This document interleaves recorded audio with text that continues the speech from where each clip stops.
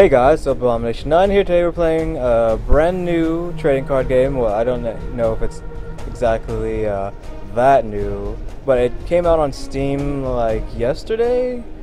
I think in the afternoon yesterday, I think.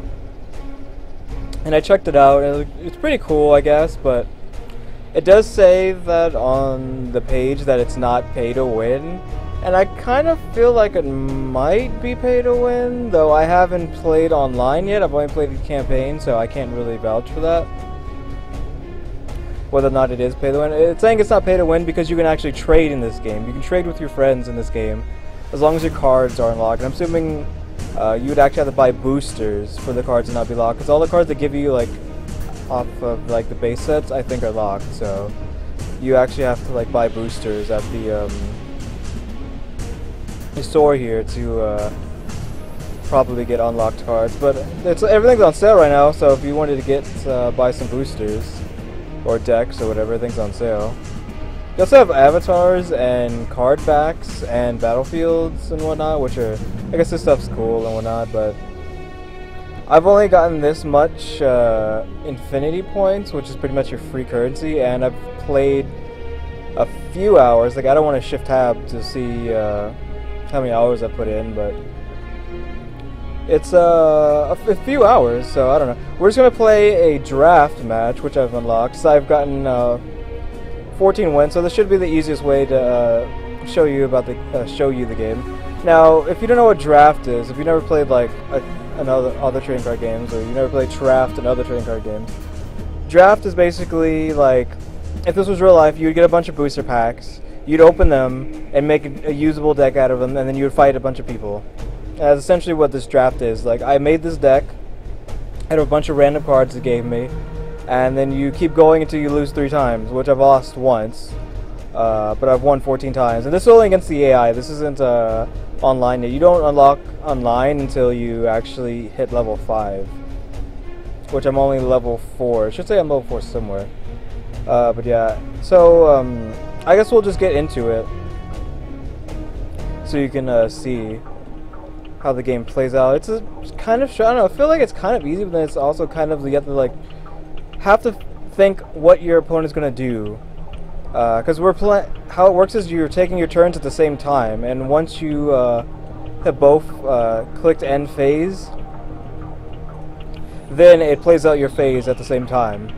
So you have your assault zone, which is where you attack their fortress, which I guess you could consider the fortress their entire side of the field. And then you have your defense zone, where you put things to protect your fortress here. Now, here's your mana. This is pretty much essentially your mana. Here is the numbers right here, and it goes up by 1 a turn. Your health is right there. Morale is oh, I'm saying that word wrong. Your morale, which kind of sounds, you can kind of figure out what it means, but whenever a creature dies, your morale drops, and when your morale hits 0, you lose. So if you hit 0 health, you lose, or if you hit 0 morale, you lose, which is kind of cool. Because this starts you off with 5 cards, and this right here determines what kind of faction you roll in. So like here I have this is Warpath. Yeah, this is a Warpath card. This is a Overseers of Solace, and this is a Descendants of the Dragon. So this determines your faction. So I'm of 3 different factions here, but you can do this like all different factions, and this pretty much, these are just basic cards. You can kind of consider these your heroes, but if this was Might and Magic, but they're not necessarily special heroic cards. You can put in, I could have this ghost guy over here as one of my commanders, just to determine faction, because some cards require more factions. So let's say if I had like a double what is this, Descendants card, I wouldn't be able to play it because I need 2 Descendants in my commanders to be able to play a double Descendants card. So, and what it would determine if it'd be double, if it had 2 symbols instead of 1 here, would determine how many it takes to play that card. And we have everything in my deck is only 1, obviously, otherwise I wouldn't be able to play. So we're gonna jump right into it. Pretty much my strategy with building this deck is get flyers out as fast as possible, because it doesn't seem like the computer has that many things to deal with it. Like, it's very rare that the computer has things to combat flyers, which flyers can't be attacked unless the creature has reach or by another flyer, which is just basic like Magic the Gathering, common Magic the Gathering rules. Now I just put one of my commanders out there, which is why I have her there as a commander, so whenever I get to my third turn I can't just get a flyer out there for 7/7 flyer. Now he might play someone over here, so we can take a look at what he has as his commanders. With this, I don't know if this is a triple, yeah, this is probably a triple cult deck, so this is what this person does. Which, this Aleda, I think there's a Aleda for every faction, I believe. And I think it's because this universe goes off of dimensions, kind of like Magic the Gathering.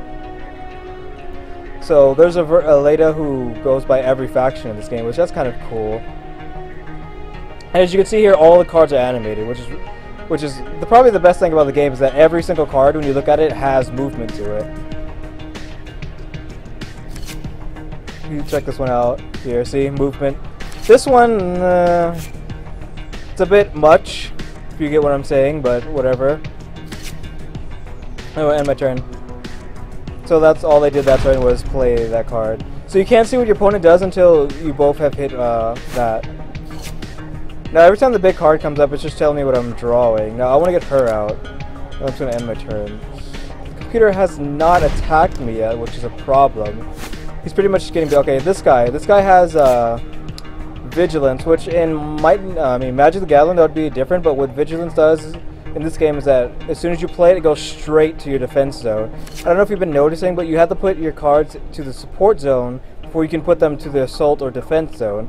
But with cards with Vigilance, it goes straight to the defense, or I forgot what the other one called that gets it straight to assault. It might be haste, but I don't know.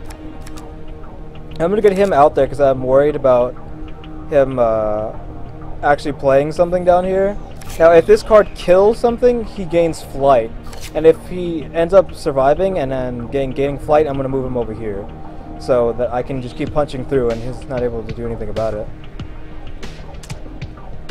Death Ray.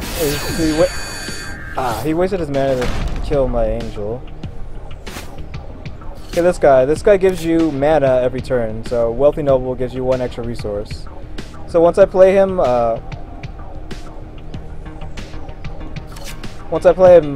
it'll give me 8 next turn, I think. Okay, let's see. Now, I probably want to get this angel out, but I think I might want to use this guy's special ability. You kind of want to have people here who have special abilities like this. This guy gives everyone on the field 3 health.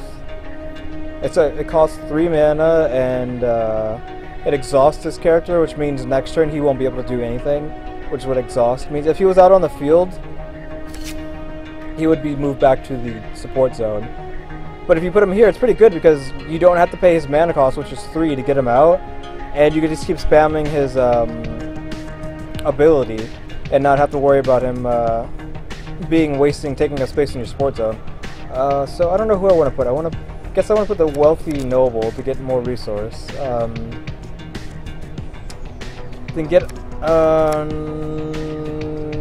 Let's get this guy out, I guess. I won't use a special ability yet.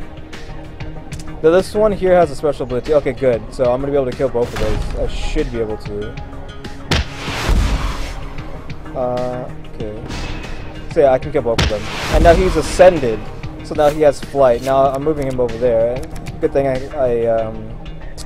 put that barrel. Okay, this is a flyer, so I'm playing that card. This card's special ability is deal 8 damage to a target character with flying. And I know for a fact that this card has flying, because I played enough to know that, so that's why I've already taken that into account. I want to get her out there. Okay. So this is explaining stuff. I haven't clicked on it. This is Aleda, by the way. This is another Aleda.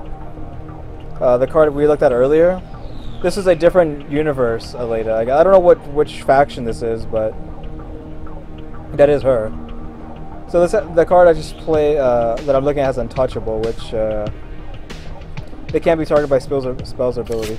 See, this is the other Leda. So you can kind of see the similarities, but since her face is turned, you can't really see that they look the same, but it is the same person.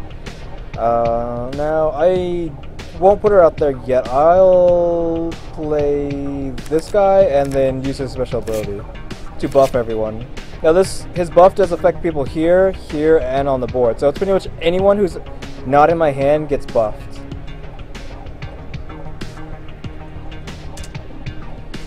Now see, I already accounted for him, so he's dead. As soon as he comes out, he's dead.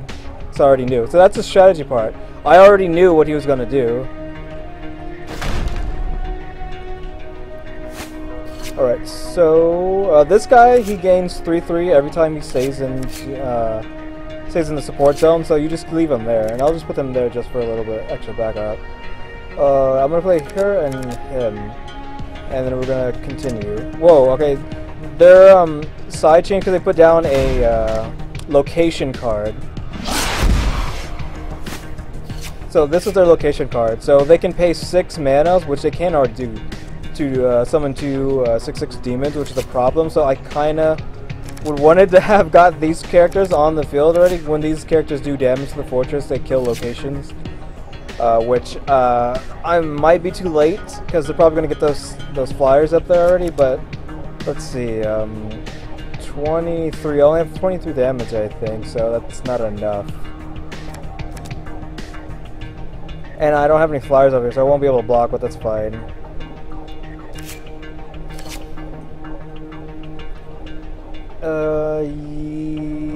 Yes, I'm fine with that, as long as he doesn't use a special ability. I don't know what he did that turn. Okay, I buffed my guys. Killed that. Did he not use a special ability? He didn't do anything. He has so many cards here, but he's not using them. Okay, yeah. So first things first, get these guys out there so I can kill their location. I want her and him. And why not heal this guy? And that's probably a kill next turn, so it doesn't matter unless they have like a removal. Okay, they just summoned a 10-10, probably. But it doesn't matter because they're dead.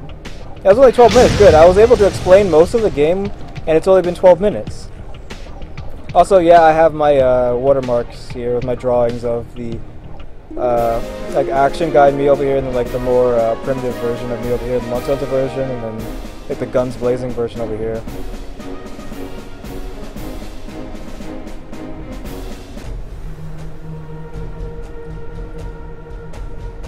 So hopefully my internet, okay, yeah. So 15 wins. But so yeah, guys, thanks for watching. Tune in the next episode. Like, subscribe, comment. You know what to do. See ya.